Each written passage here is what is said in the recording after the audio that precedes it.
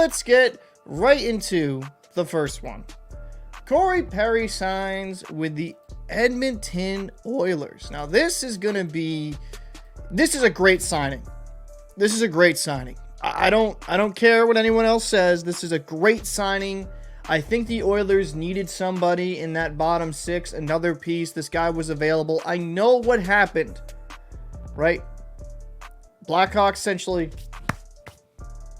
said, "Oh, we're done with you." He had an alcohol situation, abuse situation that apparently he has dealt with. And in 16 games for the Chicago Blackhawks, he had 4 goals and 5 assists. He's a competent bottom six guy at this point in his career, and he'll add a nice grit. So let's kind of read the article. Perry signs a 1-year minimum, well, a little bit above minimum, $775,000 contract, more probably prorated. Perry became an unrestricted free agent after clearing waivers and having his contract terminated by the Chicago Blackhawks on November 29th. He had not played the previous 3 games and was removed from the lineup against the Columbus Blue Jackets on November 22nd in a 7-3 loss. It was termed an organizational decision at the time of the Blackhawks coach Luke Richardson. So it's kind of it's interesting to see how things went there. And I'll kind of give the quote and the apology by Perry after his contract was terminated. He wanted to say he's seeking treatment for mental health issues and his struggles with alcohol. "I would like to sincerely apologize to the entire Chicago Blacks organization, including ownership, management, coaches, trainers, employees, and my teammates. I would also like to apologize to my fans and my family. I am embarrassed, and I have let you all down. As a result of my actions, there has been speculation and rumors. I'm sickened by the impact this has had on others, and I want to make it clear that no way did this situation involve any of my teammates or their families. More importantly, I want to directly apologize to those who have negatively affected, and I am sorry for the additional impact to others it has created. My behavior was inappropriate and wrong. I have started working with experts in mental health and substance abuse fields to discuss my struggles with alcohol, and I will take whatever steps necessary to ensure this will never happen again. I hope to regain the trust and respect of everyone who has believed in me throughout my career, and once again, I'm deeply sorry." So that's kind of the apology after the Blackhawks terminated his contract. Listen, I know the situation with the Blackhawks is weird. A lot of the weird rumors that came out with family members with the Bedard and Perry, Bedard's mother and Perry was linked, which there's no evidence to that ever being the case, but you know how the internet is. You make a fake DM and then it just runs like friggin' hotcakes out there, and that's officially a story. But looking at the Edmonton Oilers, this is kind of a player that they needed, right? They needed a little bit more in the bottom six. He adds some jam to his game, right? He's a tough player to play against. Corey Perry is a very physical, aggressive. I think it's a nice fit. I think with the Edmonton Oilers, what they're trying to do, they're on a 13-game win streak. They have a chance to do something historic, right? Hopefully they could beat the Penguins record, right? Was that 17 straight? I made a video about that, which that video was going crazy. Not really expected that. But like the Oilers didn't have a lot of cap flexibility, so getting a guy like Corey Perry just on the open market is incredible. Because when you look at the bottom six, right, and I'm just making sure this is shared on the screen. When you look at the bottom six of the Edmonton Oilers, you know, you want a little bit more there. Now, Holloway, he's a young guy, right? 2 points, 15 games. He's young. He's 22, right? He was drafted 14th overall in 2020. I think there's still time for him to develop.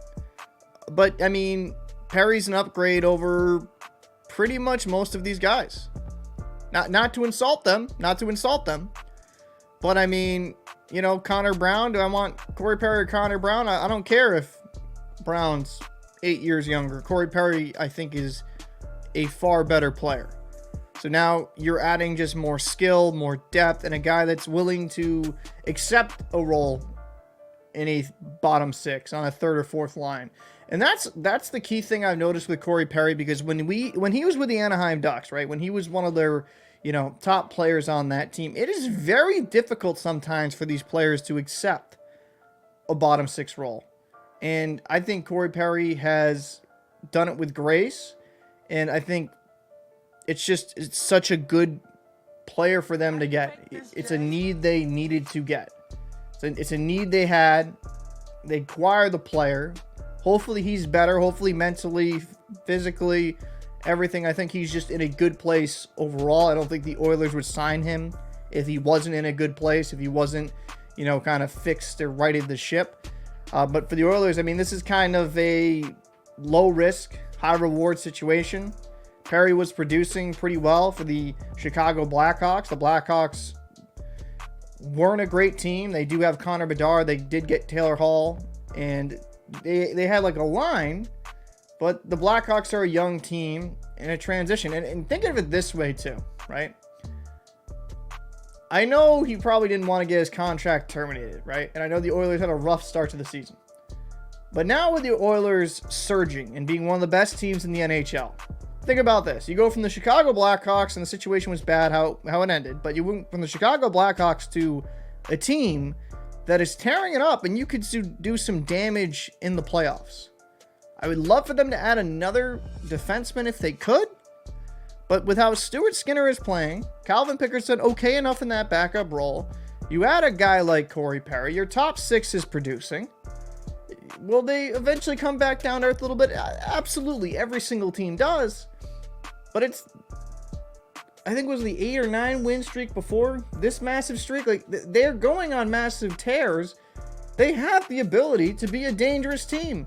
And the thing that I have liked, and I love the comments, by the way. They keep mentioning Paul Coffey because they brought him in along with Knobloch.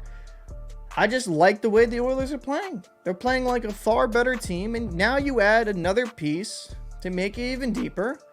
And that, hell, if you're on the third, fourth line and you're matching up against Perry, that's a load against a play in the corners. I love it. I think it's a great signing. I know people are apprehensive because of what happened, and I've seen the jokes and stuff like that, but overall, just from a hockey standpoint, if he's good mentally, if he's good health-wise, this is a home run for the Oilers. It's, like I said, a low-risk, high-reward situation, because let's say he's not amazing, it's essentially a minimum contract. There's nothing really to lose here.